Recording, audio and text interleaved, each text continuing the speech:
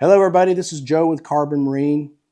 Would you believe me if I told you there are push-pull seasons? I didn't believe that in the beginning either, but what I've learned after servicing the push-pull industry for about 15 years now is there's definitely two distinct seasons as it pertains to specific types of push-pulls. Now, what do you mean by that, Joe? That's kind of controversial. Push-pull is a push-pull, and I would proffer it's not. And let me tell you the context or the backstory. Wintertime, fall time, seasons we're coming into now, water temperatures are going down. We're starting to get heavier tides. You're going to start seeing lower water levels. You're going to have cleaner water because the water's cooling off. And we're going to be fishing here in Central Florida. We're going to be fishing for redfish or snook or fish that are going to be roaming these flats trying to stay warm as these temperatures drop.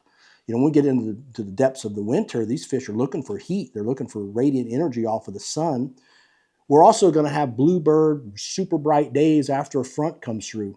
So when you get into this concept of a push-pull season, what I'm really describing is you don't need a super long push-pull during the winter season.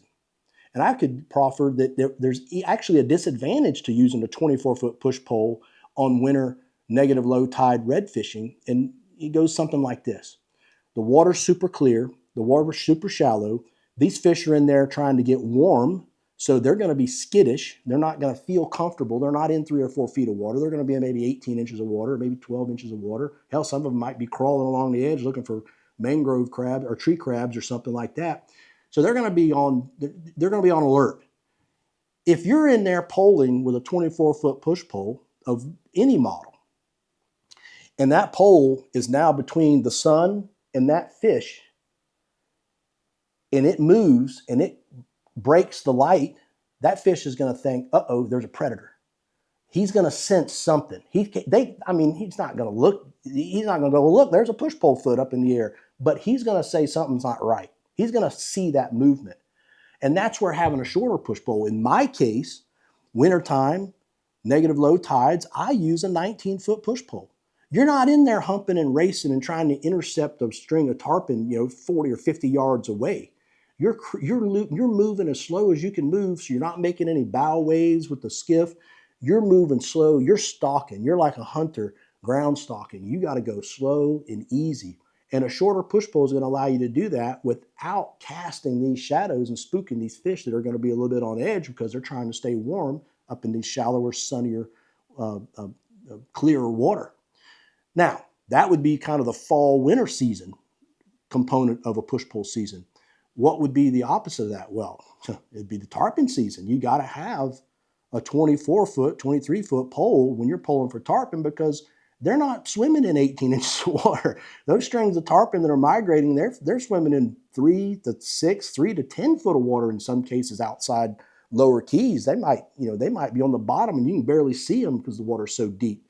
In that case, you need a longer pole because that pole is going to be down in the water. It's not going to be up casting a shadow or creating some sort of a visual disruption that's going to spook the fish.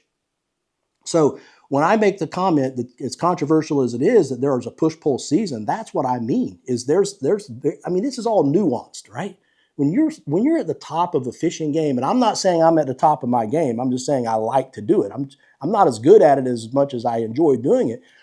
But there's little nuances about push polling and using the right length pole that will give you an advantage or it'll create a disadvantage that defines whether you're going to have success or not in getting a shot on a fish. I mean, we face it when we're fly fishing in shallow water, winter or summer, it's analogous to hunting. You're setting up for the shot, right? And if you can do anything to give yourself an advantage, you want to take that advantage as far as you can. And that might be as simple as using a shorter push pole in the wintertime and using a longer push pole in the summertime. And that's what I mean by the push pull seasons.